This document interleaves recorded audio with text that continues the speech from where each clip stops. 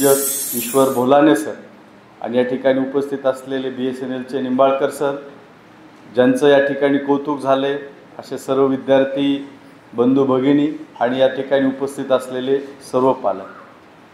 हा जीवनातला फार महत्त्वाचा प्रसंग असतो. आपल्या सगळ्यांना 10वी म्हटल्यानंतर मी भोलाने सरांना विचारलं की तुमची 10वी कधी झाली होती, बरोबर. आणि योगायोगानं माझ्या लक्षात आलं की आमच्या दोघांची 10वी एकदाच झाली होती. आणि आयुष्याचा फार एक महत्त्वाचा टप्पा आहे, तो तुम्ही सर्वांनी यशस्वीरित्या या ठिकाणी पार पाडलेला आहे.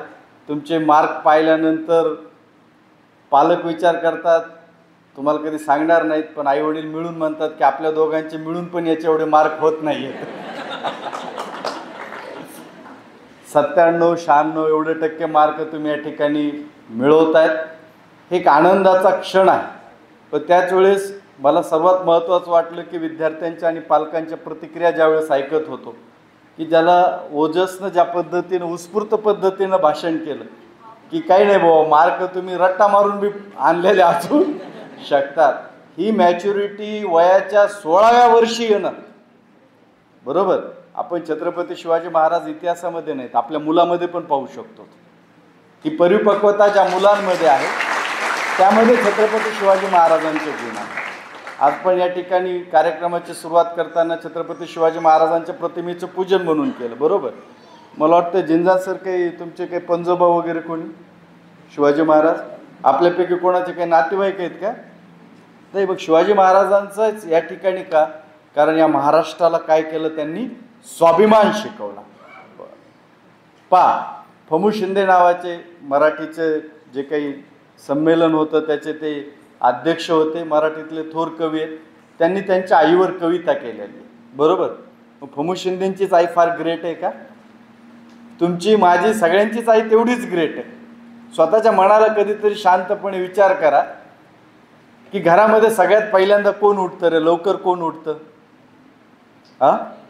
आई. सगळ्यात उशिरा कोण झोपतं? आणि दिवसभर TV कोण पाहतं? आई पाहते का? दिवसभर काम करते, बरोबर.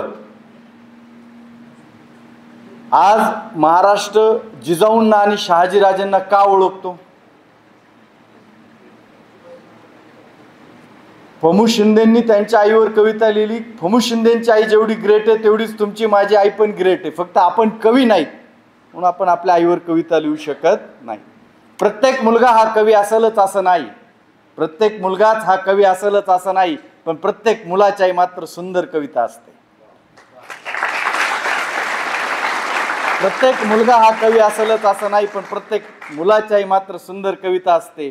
प्रत्येक मुलगा हा शिवबा असेलच असं नाही, पण प्रत्येक मुलाची आई मात्र जिजामाता असते. मित्रांनो, आपण जन्माला आल्यानंतर एका विशिष्ट वयापर्यंत आपल्याला ओळखलं जातं आपल्या आईवडिलांमुळे. आपण चांगलं काम करा किंवा वाईट काम करत असताल, आपल्याला कोणामुळे ओळखलं जातं? आपल्या आईवडिलांमुळे. आपली जिद्द अशी असली पाहिजे. कारण मी सगळ्यांची प्रतिक्रिया व्हिडिओ क्लिप्समध्ये पाहत होतो त्यावेळेस त्यांनी पहिलं शब्द वापरलं गुणवंत जे आहेत की आमची मुलगी किंवा आमचा मुलगा काय? जिद्दी आहे.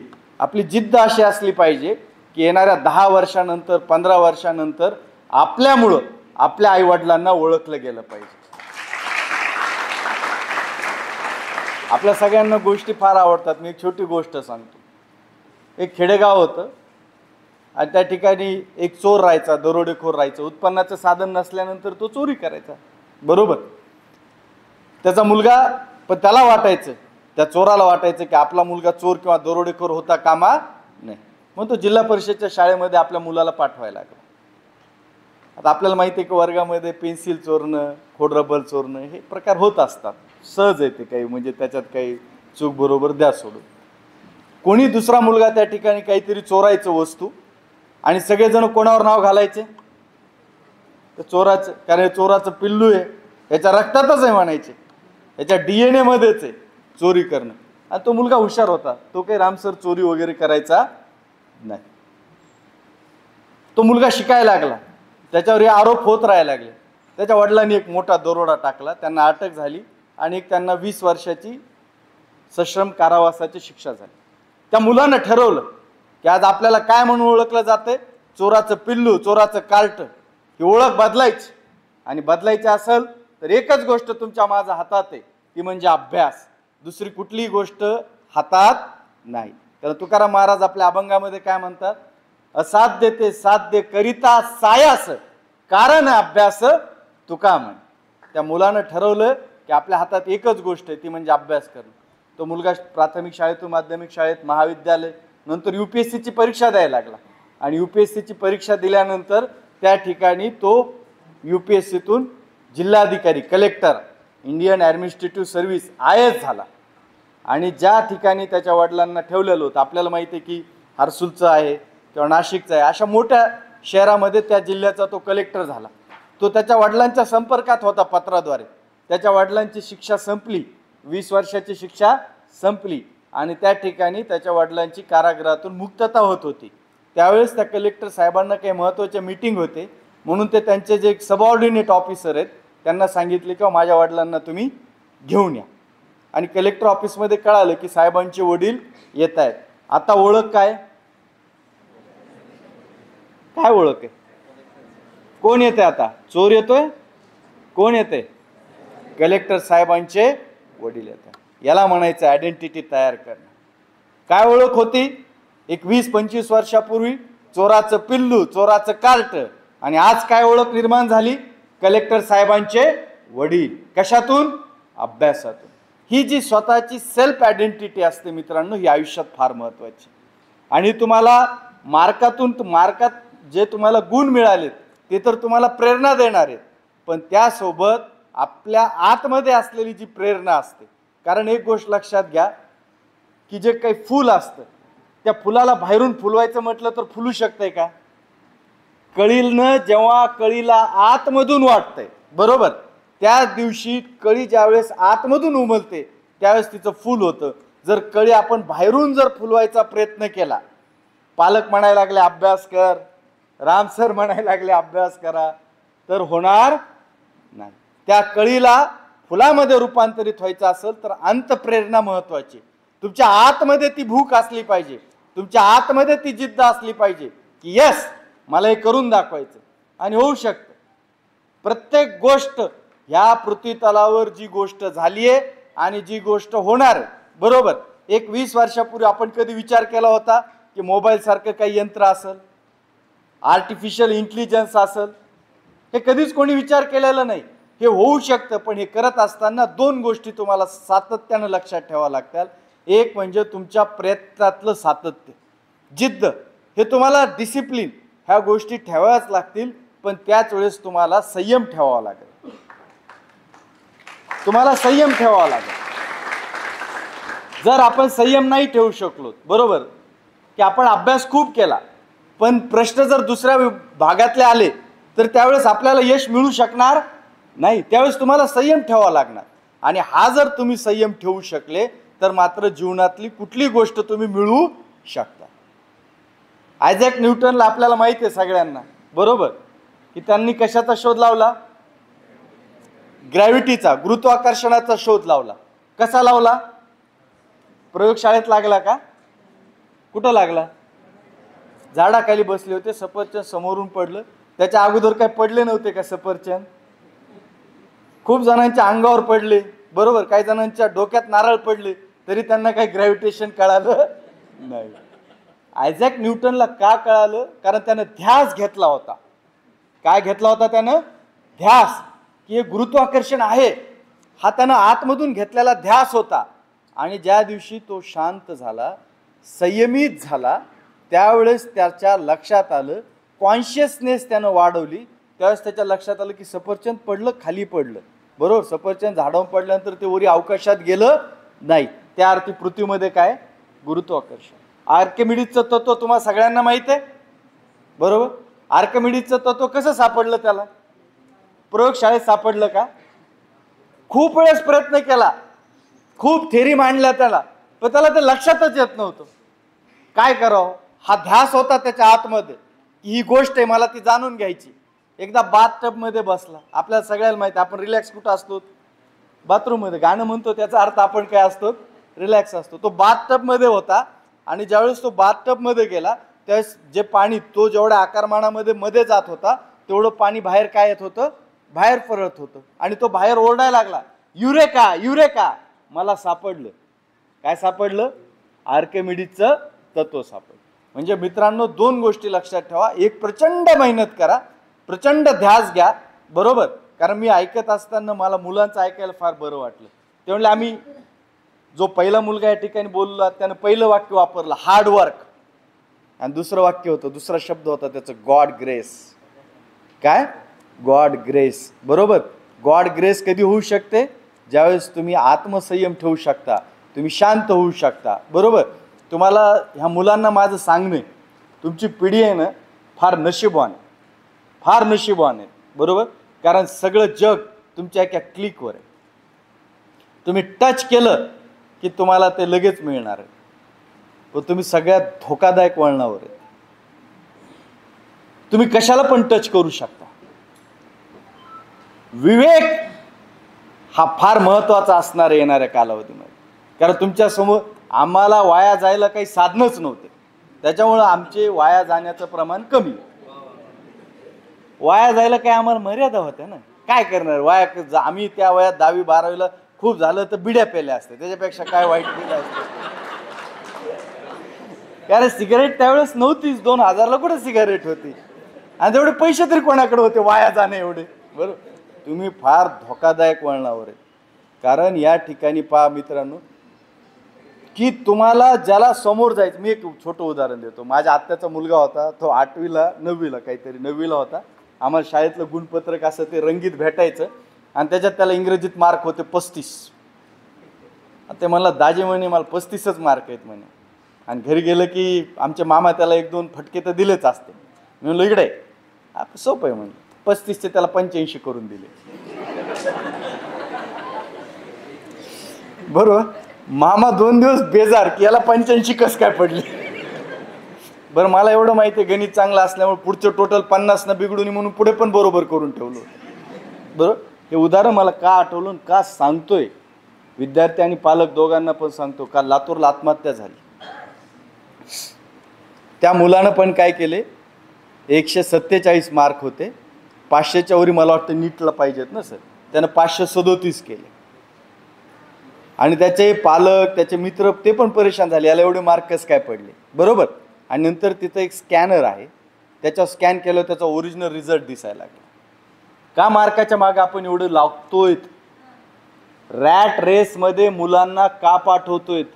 अभ्यास करू द्या, अभ्यास केलाच पाहिजे, पण त्याला हे सांगा, मुलाला हे सांगा की तुला किती मार्क पडले तर तू आमच्यासाठी मार्कापेक्षा जास्त महत्वाचा आहेस. पालकांनो, मार्क महत्वाचे नाहीतच, आपला मुलगा आपली मुलगी जास्त महत्वाची. आपण त्यांच्याशी तो बॉन्ड तयार केला पाहिजे. आयफोनचा आयपॅडचा शोध कोणी लावला पोरो? कोणी लावलेला आहे? स्टीव्ह जॉब्स ना, बरोबर. स्टीव्ह जॉब्सच्या मुलांकडं आयपॅड नव्हता. स्टीव्ह जॉब्सचं चरित्र लिहिलंय, ते चरित्र आपल्या मुलांना वाचायला द्या. जोपर्यंत ते 18 वर्षाचे झाले नाही तोपर्यंत स्टीव्ह जॉब्सनं त्यांना आयफोन आणि आयपॅड दिला. मला वाटतं स्टीव्ह जॉब्सपेक्षा तर आयफोन आपल्याला, म्हणजे त्याला धोके त्याच्यातली माहिती, बरोबर. तर आपण पालक म्हणून आता येणाऱ्या कालावधीमध्ये फार जागृत राहणं. ज्या दिवशी, बरोबर, सोपा नाही. माझे वडील काही हुशार नाहीत, काय नाही. मी नूतन महाविद्यालय सेलूला होतो, 11वी 12वीचे ज्यांच्याकडे क्लासेस होते त्यांच्याकडेच राहायचो. ते सरांनी शेवटी वडिलांना 2 वर्ष संपत आल्यानंतर एकदा बोलवलं, या म्हणे आबा, तुम्ही कधीच विचारत नाहीत म्हणे की अंकुश अभ्यास करतो का काय करतो. वडील म्हणले नाही म्हणे, काय करत असते त्याच्या आकारानं म्हणे, बरोबर. आणि वडील, माझ्या लक्षात आलं की वडील काय करतात. वडिलांनी त्यावेळेस तिथं सांगितलं त्या सरांना, वामन सरांना, की काय नाही म्हणे, मी त्याचं आलं ना रजिस्टरचं शेवटचं पान पाहतो. आपला मुलगा काय करतो पाहायचंय ना तुम्हाला, त्याच्या रजिस्टरचं शेवटचं पान पहा, तिथं तो व्यक्त झालेला असतो. निवेदकानं सांगितलं ना, रांगोळी काढते, बरोबर, चित्र काढतो, किंवा हे काय याच्या डोक्यात असेल ते सगळं कुठं व्यक्त होतो? शेवटच्या पानावर. म्हणून आपण आपल्या मुलांचं कुठलं पान पाहायचं? शेवटचं पान. ज्या पालकाला, आणि आणखी एक महत्त्वाची गोष्ट की ज्या दिवशी तुमच्या मुलाला तुमच्या पायातली चप्पल येते, त्या तुमच्या मुलीला तुमच्या पायातली चप्पल येते, त्या दिवशी तुमचं आई वडील आणि मुलगा मुलगी हे नातं संपतं. आणि कशाचं नातं चालू होतं? मैत्रीचं नातं चालू होतं. बरोबर. हे पहा, त्याला एका टचवर दुनियातलं सगळं माहीत असणार आहे. मग ते लोकांनी सांगण्यापेक्षा आपण सांगितलेलं कधी पण सांग. आपण त्याच्याशी मैत्री करा, त्याच्याशी संवाद साधा, हे जास्त महत्त्वाचं आहे. आणि एकदा जर तुमच्याशी सुसंवाद झाला, आणि मित्रांनो मी तुम्हाला आवर्जून सांगतो की तुम्ही तुमच्या आयुष्यातल्या चुका असो काय असो ते सगळ्यात पहिल्यांदा जाऊन कोणाला सांगितलं पाहिजे? आई वडिलाला सांगा, मोठ्या भावाला सांगा, मित्राला सांगा. आणि तुमच्यासारखे नशिबान विद्यार्थी आहेत की ज्यांना राम सरांसारखे शिक्षक आहेत. राम सरांना येऊन आयुष्याच्या कुठल्याही टप्प्यावर कुठलीही अडचण सांगा. 10वी 12वीची नाही म्हणत आहे मी, आयुष्यातली कुठल्याही टप्प्यावरची कुठलीही अडचण झाली, जर तुम्हाला आई वडिलांना सांगायला भीती वाटत असेल तर हा नावाप्रमाणेच राम असलेला माणूस आहे, याला बिंदास सांग. आम्ही 8-15 दिवसाला राम सरला भेटून तेच करतो, आमच्या आयुष्यातल्या अडचणी सांगतो, त्यांच्या ऐकून घेतो. बरोबर. कारण हे सांगितलं पाहिजे, हा सुसंवाद. कारण रामसर माझ्या गावचे, त्यांचं आणि माझं गाव एक आहे. रामसर मला 4 वर्ष 2-3-4 वर्ष सिनियर आहेत. मी त्यांना लहानपणापासून पाहत आलेलो आहे. बरोबर. एक सामाजिक बांधिलकी जोपासणारा व्यक्तिमत्व म्हणजे रामसर आहे.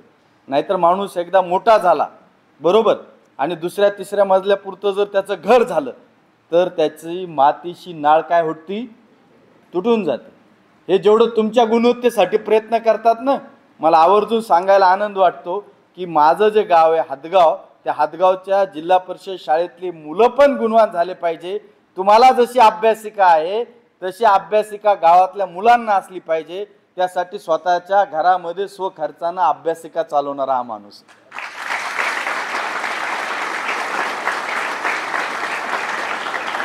आपण म्हणतो ना, आपण दिलेले पैसे कशाला लागाव? पुण्याच्या कामाला लागाव. तर तुम्ही क्लासेसची जी फीस देतात ती पुण्याच्याच कामाला जातात, त्याच्यामुळे काही काळजी करू नका. बरोबर. हा सांगण्याचा उद्देश काय की असे जर व्यक्तिमत्व, इकडे पहा, माणूस जो घडतो ना, तुम्हाला सांगतो कंप्लीट 16 ते 18 मध्येच घडतो. माणूस जो घडतो तो 16 ते 18 मध्येच घडतो. आणि या वर्षात जर त्याच्या सानिध्यामध्ये चांगले लोक जर आले तर माणसाची 100% प्रगती होते. हा तुमच्या आयुष्यातला एक टप्पा तुम्ही फार चांगल्या प्रकारे पार पाडलाय. येणारा जो काळ आहे हा अतिशय महत्त्वाचा, आणि येणारा काळ आहे ना, हा अत्यंत तुमची परीक्षा पाहणार आहे. सोपं करा. आयुष्य फार सोपं आहे, फार आनंदी आहे, त्याची मजा घ्या. फार आवर्जून बोलतोय, जबाबदारीनं बोलतोय. आयुष्य फार सोपं आहे, आयुष्य मुळात आनंद आहे, त्याची मजा घ्या. पण जबाबदारीचं भान ठेवून तुम्हाला बॅलन्स करता यायला पाहिजे आयुष्यामध्ये. तुम्हाला आयुष्याचा आनंदही घेता यायला पाहिजे, आणि तुम्ही ज्या भूमिकेत आहात त्या भूमिकेतली ती जबाबदारी सुद्धा तुम्हाला पार पाडता यायला पाहिजे. आणि सगळ्यात महत्त्वाची गोष्ट लक्षात घ्या की जगामध्ये तुमच्या आईवडिलांना आनंद देऊ शकणारं दुसरं कोणीच नाही. फार जबाबदारीने बोलतोय. तुमच्या आईवडिलांना आनंद देणारं जगात दुसरं कोणी नाही. सगळे नातेवाईक त्यांना किती आनंद देतात माझ्यापेक्षा तुम्हाला जास्त माहिती आहे, त्याच्यात मी जात नाही. बरोबर. मग तुमच्या आईवडिलांना आनंद देण्याचा कोणाला आहे? फक्त काय मागतात? काय मागितलं आई आणि वडिलांनी तुम्हाला आजपर्यंत? आठवा बरं. तुम्ही आईवडिलांना जे नाही ते मागितले. बरोबर. तुम्ही जे शूज घालतात ना मित्रांनो, सहज मी तुमचे शूज पण पाहत होतो. तुम्ही स्केचरचे शूज घालताय 4-4, 5-5 हजाराचे. बरोबर. तुमच्या वडिलांनी आजपर्यंत 5 हजाराच्या चपला घातल्या नाही पूर्ण आयुष्यात. आणि मजा म्हणून पहा, एका दिवशी स्केचरच्या शोरूम मध्ये जाताना वडिलांना म्हणा, पप्पा तुम्ही एक घ्या. घेतेत का? पहा, नाहीत घेऊ शकत. तुम्हाला अगोदर घेतात. जे त्यांना मिळालं नाही ते सगळं तुम्हाला द्यायचा प्रयत्न करतायत. मग माझी जबाबदारी आहे, काय करायचं? त्यांना आनंद द्यायचा आहे. मग त्यांना आनंद कशात होईल? अभ्यास करण्यात होईल. आणि जगामध्ये अभ्यास एवढी आनंददायी प्रक्रिया कुठली? तुम्ही सकाळी 5 ला उठा, तुमची आई 4:30 ला उठून तुम्हाला 5 वाजता चहा देईल. हे सगळं आपण जाणतोय. आणि सगळ्यात महत्त्वाचं आहे की तुम्ही तुमचं आरोग्य सांभाळून या सगळ्या गोष्टी करा. हेल्थ फक्त काही फिजिकल हेल्थ नाही. हेल्थ कोणती आहे? पुन्हा व्याख्या केली. Health is complete. काय काय त्याच्यामध्ये? तुमचं फिजिकल आहे, तुमचं मेंटल आहे, तुमचं सोशल आहे आणि तुमचं इमोशनल आहे. आयुष्यात जगामध्ये फक्त 1.5 सुख आहे. किती सुख आहे जगामध्ये? 1.5 सुख आहे बरं का. अध्यात्मामध्ये अभ्यास केल्यावर कळते की जगामध्ये किती सुख आहे? 1.5 सुख. एक सुख हे आरोग्य आहे सर, आणि बाकी उरलेलं अर्ध सुख सर तुम्ही उद्योजक, मी नोकरीला, यांचे क्लासेस, याचे 97% मार्क, हे सगळं आलं कशामध्ये? अर्ध्या सुखात. आणि एक सुख काय? आपलं शरीर. आणि ते जर एक नसल तर ह्या अर्ध्याला पण काही अर्थ नाही. बरोबर? त्यामुळं काळजी घ्या. एक सकाळी उठल्यानंतर 20-25 मिनटं स्वतःच्या शरीराला द्या. सूर्यनमस्कार करा, बागेत फिरायला जा, तुम्हाला जे आवडतो व्यायाम प्रकार ते करा. त्यानंतर 10 मिनिटाचं ध्यान करा. 10 मिनिटं ती पाहते मुलगी योगा स्टेट लेवलला केले. बरोबर? आपल्याला किती मिनिटं करायचंय? 20 मिनिटाचा शारीरिक व्यायाम करा, 10 मिनिटाचे प्राणायाम ध्यान करा. काहीच येत नसलं तर ओम म्हणा, फक्त ओम म्हणा डोळे झाकून. दीर्घ श्वास घ्या आणि ओम म्हणत श्वास सोडून द्या. आणि हे दिवसातून 3दा करा. मानसिक व्यायाम 3दा करा. एकदा सकाळी करा, एकदा दुपारी अभ्यासाला बसतायत तेव्हा करा, आणि एकदा रात्री ज्यावेळेस झोपणार आहेत त्यावेळेस करा. तुमच्या आयुष्यातली गुणवत्ता सुधारलेली असेल. हे मी नाही बरं काय, हे डॉक्टर APJ अब्दुल कलाम म्हणतात. त्यांचं सकाळ पब्लिकेशननं उन्नयन नावाचं एक पुस्तक, ट्रान्सजेंड्स, बरोबर, हे एक पुस्तक त्यांचं छापलेलं आहे. आणि त्यामध्ये ते असं सांगतात, त्यांचं उदाहरण, की ते भारताचे राष्ट्रीय विज्ञान सुरक्षा सल्लागार होते.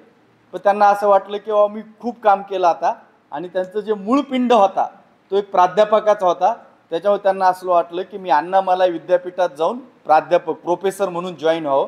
त्यांनी त्यावेळेचे तत्कालीन पंतप्रधान APJ अटल बिहारी वाजपेयी यांच्याकडे आपला राजीनामा देऊन त्यांची काय घेतली? मान्यता घेतली, आणि ते प्रोफेसर म्हणून त्या ठिकाणी काम करत. त्यांचे 2च ध्येय होते त्यावेळेस.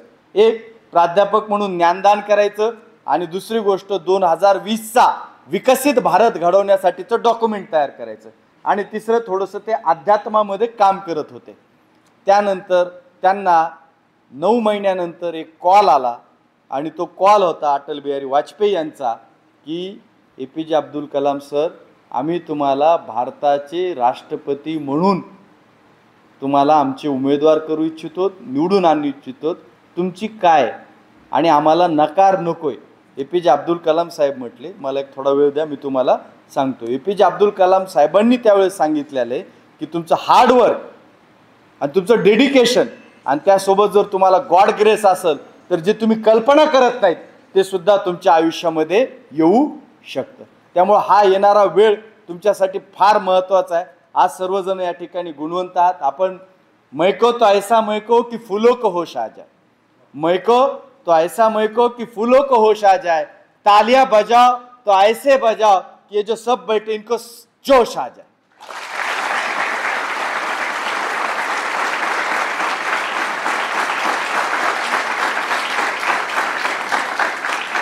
आता हे सगळं गुणवंतांसाठी सांगितलं, पण ज्यांना कमी जास्त मार्क पडले असतील, काही कारणं असतात कमी जास्त मार्क पडण्याचे, बरोबर, तर त्यांच्यासाठी सांगतो एक छोटं, म्हणजे तुम्हाला एक स्टोरी आहे की आपल्या देशामध्ये 90-95% मार्क पडल्यानंतर ते विद्यार्थी काय होतात रे? काय होतात? डॉक्टर, इंजिनियर्स होतात ना. एक ढोबळमानानं सांगतोय बरं का. 90%च्या वरचे डॉक्टर इंजिनियरसाठी प्रयत्न करतात, त्याच्यातले 5-10% डॉक्टर इंजिनियर्स होतात. जे 70-80च्या रेंजमध्ये राहतात ते सगळेजण काय करतात? UPSC, MPSC वगैरे, बरोबर, अधिकारी व्हायचा प्रयत्न करतात. त्याच्यानंतर त्याच्यापेक्षा जे कमी राहतात, बरोबर, ते कुठं जातात? आमच्या भागात राजकारणात जातात. मला माहीत नाही इकडे कुठं जातात तर, बरोबर. त्यापेक्षा कमी मार्क आहे ते कुठं जातात? राजकारणात जातात, आमदार, मंत्री वगैरे होतात. आणि जे एकदम शाळेमध्ये नापास होतात ते काय होतात? बाबा, बुवा होतात. बरोबर. आता विचार करा की हे जे डॉक्टर, इंजिनियर आहे, ह्याला कोण कंट्रोल करते? तहसीलदार कंट्रोल करतो ना. कलेक्टर कंट्रोल करतो, बरोबर. ह्या दोघांना कोण ह्या कलेक्टर आणि हे जे डॉक्टर इंजिनियर झाले त्यांना कोण कंट्रोल करतो? आमदार, खासदार, मंत्री कंट्रोल करतात ना. पहा बरं का तुम्हाला जे पटत असेल. आणि तिघं पण कोणाच्या चरणात जाऊन लीन होतात?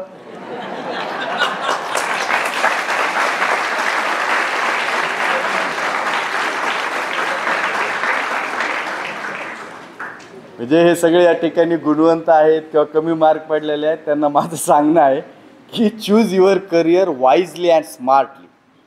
तुमचं करिअर निवडा. कसं निवडा? आता हा जोक झालेला होता तो सपाट बाजूला ठेवून द्या, पण तुम्हाला सांग हे सगळे बाबा बुवा व्हायचे, राम सरला आणि आम्हालाही दर्शनाला यावं लागायचं, बरोबर. तर सांगण्याचा उद्देश आहे की पहा, करिअर आणि जॉबमध्ये एक शेवटचा फरक सांगतो आणि मग मी थांबतो. मित्रांनो, तुम्हाला करिअर करा बरं का. सगळ्यांनी काय करा आता, म्हणजे तो गुणवंत असेल नाही तर नसेल, तो 90% वाला असेल नाही तर 50% वाला असेल, त्यानं काय करायचं? करिअर करायचं. करिअर म्हणजे काय? ज्या क्षेत्रात तुम्हाला आवड आहे त्या क्षेत्रात काम करायचं, त्याला काय म्हणायचं? करिअर. म्हणजे जो सोमवारची वाट पाहतो, जो सोमवारची वर्किंग डेची वाट पाहतो, तो काय करीत असतो? करिअर करत असतो. आणि जो शनिवार रविवारची वाट पाहत असतो तो जॉब करत असतो. कॅलेंडरमध्ये पाहतो की किती रेड आहेत, कारण रेड डेटला काय असते? सुट्टी असते. ज्याला शनिवार रविवार अति प्रिय समजायचं तो काय करतो? जॉब. त्याला सोमवार आला की असं धडधड धडधड धडधड होते, काय करू, कुठं जाऊ, बरोबर. तर आपल्याला काय करायचंय? करिअर. आतमध्ये तुमच्यामध्ये जी काही गुणवत्ता आहे त्या गुणवत्तेला न्याय देण्याचा प्रयत्न करा. आईवडिलांचे स्वप्न पूर्ण करण्याचा प्रयत्न करा, कारण त्यांना तुमच्याशिवाय जगात दुसरं कोणीच नाही. याचे आयुष्यभर खुणगाठ ठेवा की आपल्या आईवडिलाला आपल्याशिवाय दुसरं कोणी नाही, बरोबर. आणि तुमच्या मेहनतीनं ह्या सगळ्या गोष्टी होऊ शकतात आणि होणार आहेत. मला तेवढा ठाम विश्वास आहे, कारण तुम्ही राम सरांच्या मुशीत तयार झालेले आहात. पुन्हा एकदा सरांचं, कारण ह्या गुणवंतांना घडवण्यामध्ये तुमचं आणि तुमच्या सर्व जे काही स्टाफ आहे त्या सर्वांचं फार मोठं योगदान आहे. ही सगळी पडद्यामागची कलाकार आहेत. ह्या सर्वांचं या ठिकाणी मी अभिनंदन करतो. तुमच्याही सर्वांचं अभिनंदन करतो. येणाऱ्या कालावधीसाठी तुम्हाला शुभेच्छा देतो. धन्यवाद.